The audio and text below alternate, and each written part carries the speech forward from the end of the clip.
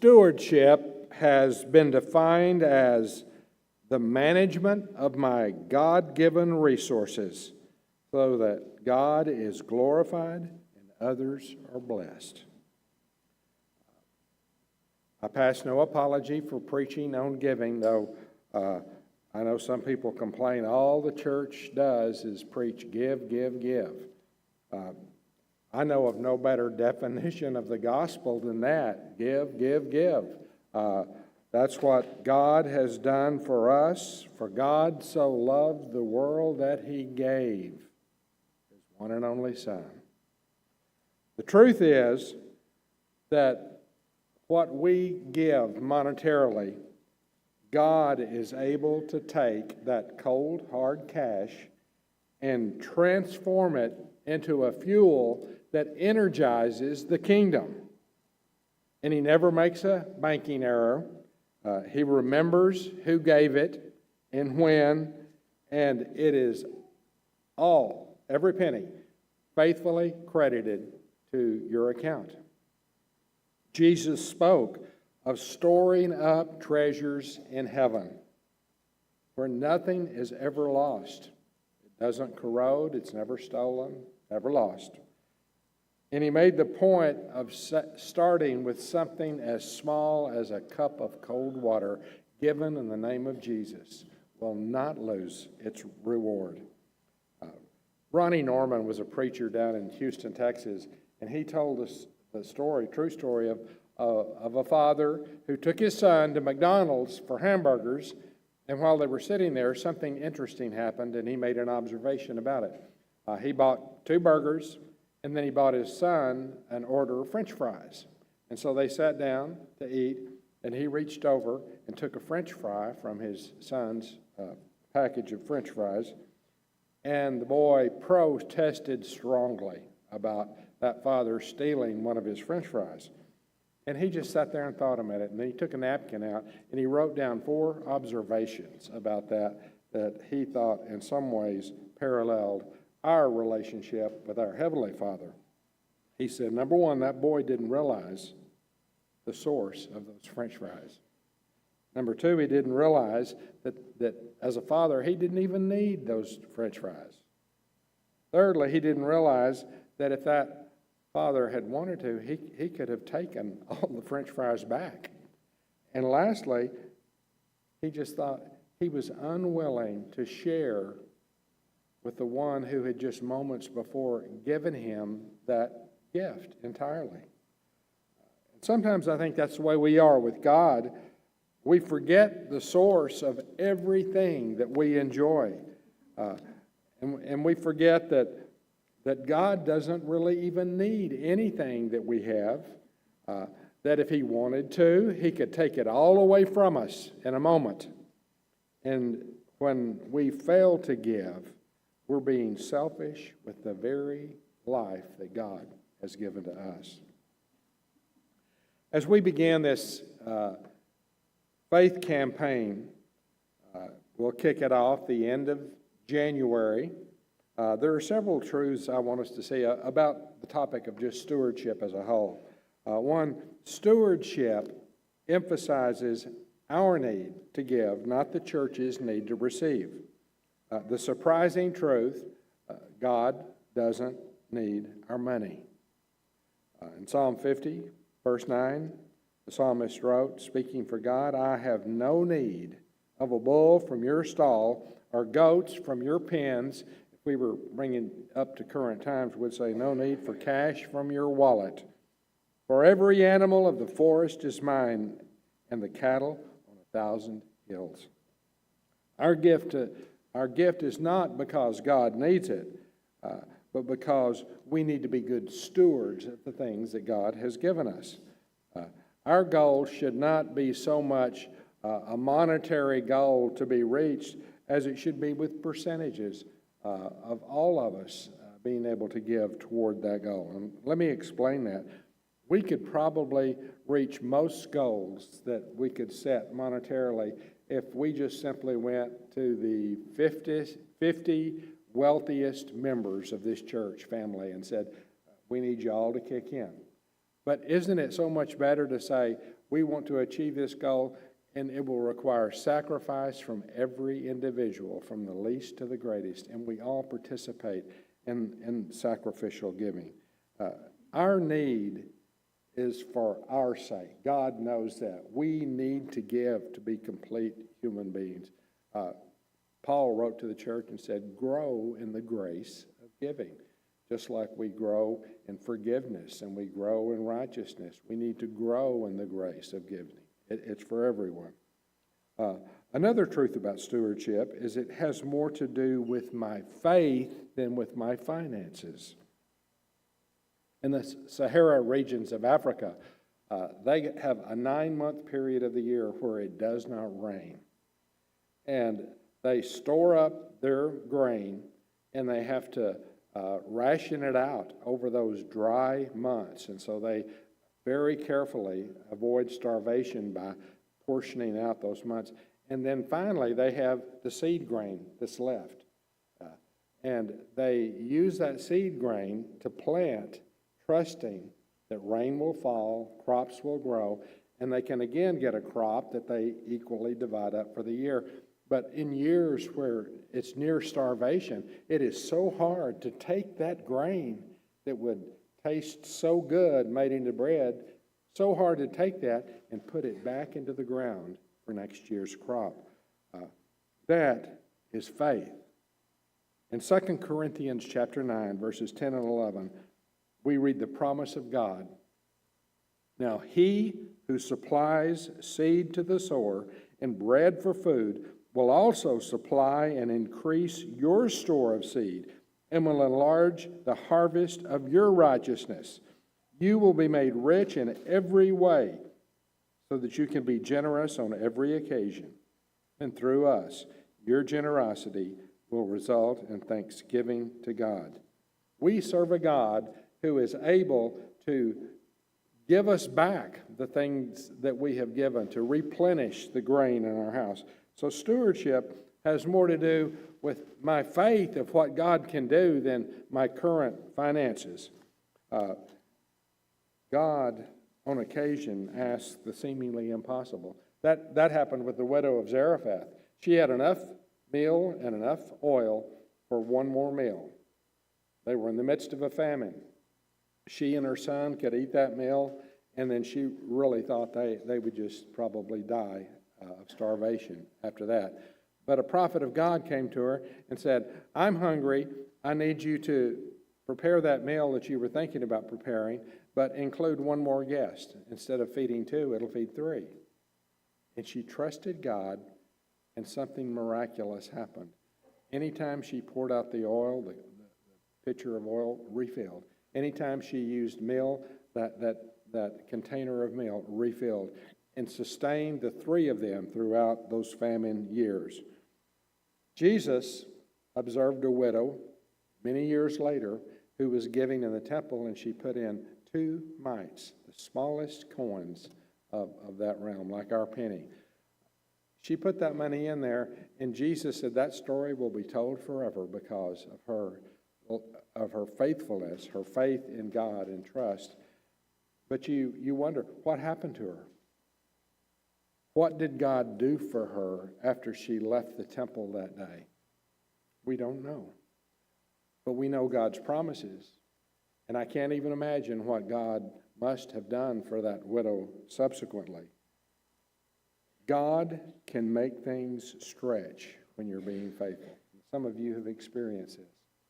You have honored God in your giving, and the end of the month is coming and you're running short. And it's amazing some months when we're living right, how God can extend the things that we have to spend money on. The opposite is true too. When we are not generous, I have experienced times when we're out of money halfway through the month. God is capable of helping us in those times. The children of Israel wandered for 40 years in the wilderness, and they had shoes that did not wear out, clothing that did not wear out. I've never had clothing like that. The words of Jesus when he sent the disciples out 2 by 2, he was teaching them faith.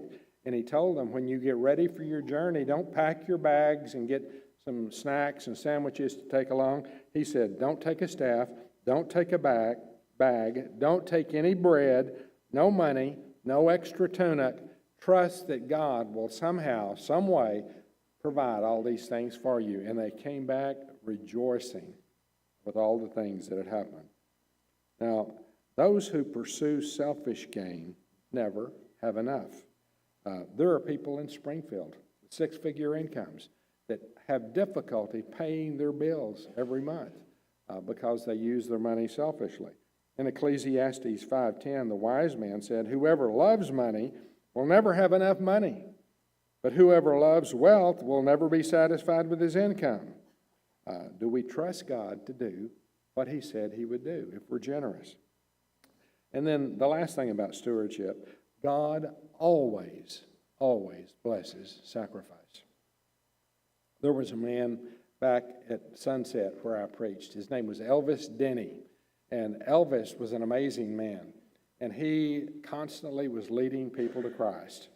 And when people became a Christian, he would always tell them, now you need to grow in a number of areas, but you need to grow in your giving. And he would issue them a challenge.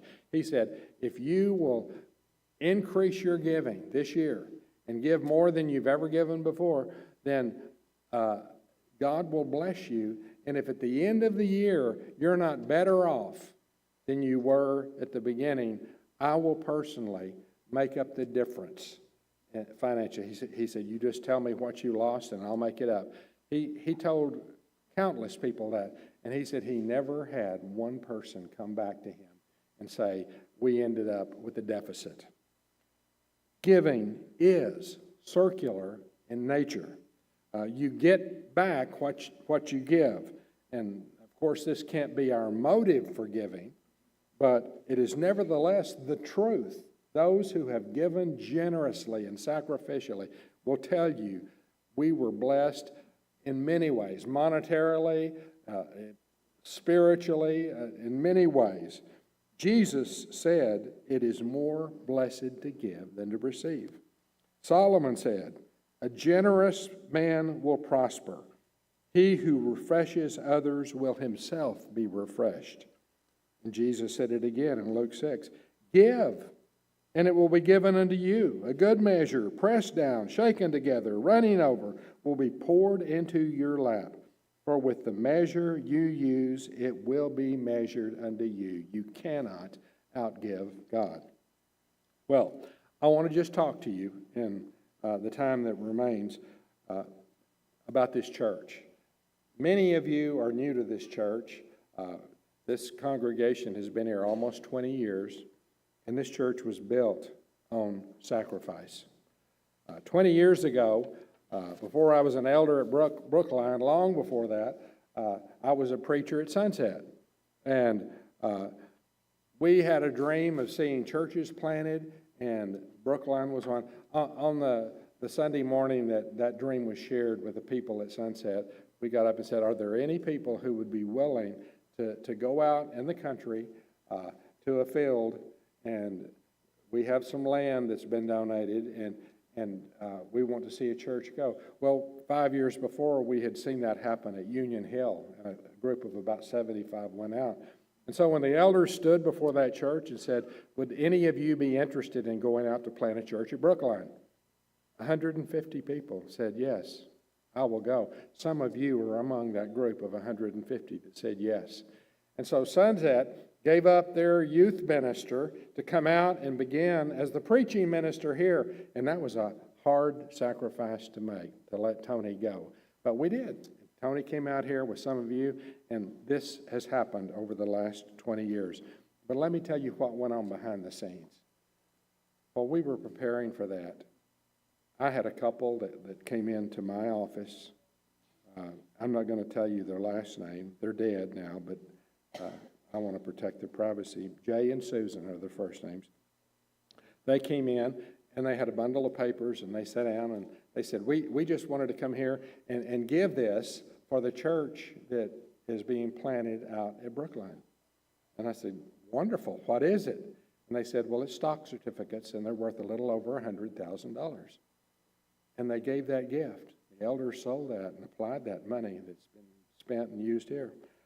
I had another couple that came by, an elderly couple, and they said, get in the back seat of the car, we want to show you something. And I've never had a couple say that to me as a preacher, and so I got in the back of the car, and we drove out to the edge of Springfield, and they said, this is our farm out here on the edge of town, and here is the deed to the farm, and we want to give that for the church of Brookline.